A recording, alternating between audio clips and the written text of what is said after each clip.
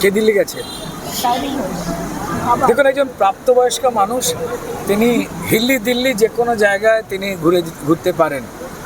তো বছর পরে আসবার সুযোগ হলো, এমনটা নয় যে যারা আয়োজন করে তাদের কেউ কেউ তো জানিয়েছেন, আমন্ত্রণ জানাতেন, কিন্তু যে পরিবেশ তৈরি করে রেখে দেওয়া হয়েছিল, কারা পুরস্কার পাবেন না বলে একটা তৈরি করে দেওয়া হতো তালিকা, যা অত্যন্ত ভয়ঙ্কর এবং শিল্প সংস্কৃতির পক্ষে ভয়ঙ্কর। কে সিনেমা করবে, কে করবে না, কে অভিনয় করবে, কে করবে না, কে পরিচালনা করবে, কে করবে না, তার একটা বাতাবরণ ছিল, একটা অন্ধকার দিক ছিল, তা আপনারা সবাই জানেন। ফলত সেটাই ডিস্টার্ব করেছিল আমাদের সংস্কৃতি জগৎকে। সেই মেঘ কেটে গেছে মানুষের ইচ্ছায়, মানুষের আশীর্বাদে। এবং যে কোনো অ্যাওয়ার্ড বা যে কোনো কাজ না হলে অ্যাওয়ার্ড দেবেন কি করে যদি কাজই বন্ধ হয়ে যায়?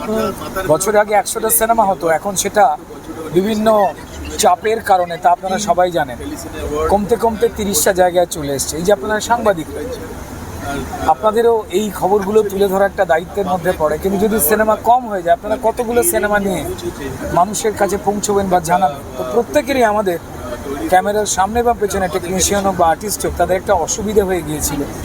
শুধুমাত্র টেলিভিশন বা ফিল্মের জগৎ নয়, থিয়েটার বলুন, যাত্রা বলুন, লোকশিল্প বলুন, সব জায়গাতে, সঙ্গীত জগৎ, সেখানেও একটা অসুবিধা হয়ে গেছিলো। কে স্টেজ প্রোগ্রাম করবে, করবে না, কে পুরস্কার পাবে, পাবে না। তো এই অন্ধকারটা কেটে গেছে, সবার মনে ভালোবাসা এসেছে, শান্তি এসেছে, আলো এসেছে।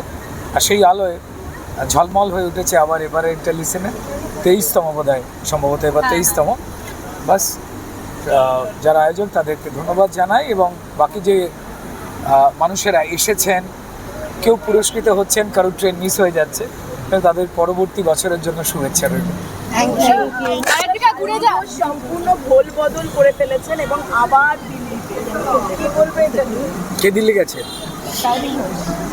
দেখুন, একজন প্রাপ্তবয়স্ক মানুষ, তিনি দিল্লি যে কোনো জায়গায় তিনি ঘুরতে পারেন। তো একান্ত তার ব্যক্তিগত ইচ্ছা, কে এখানে থাকবেন, কে চলে যাবেন, কে কোথায় যাবেন, একদম তাদের ইচ্ছা।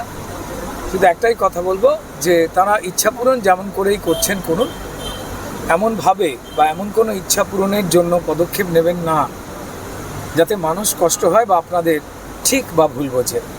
নমস্কার।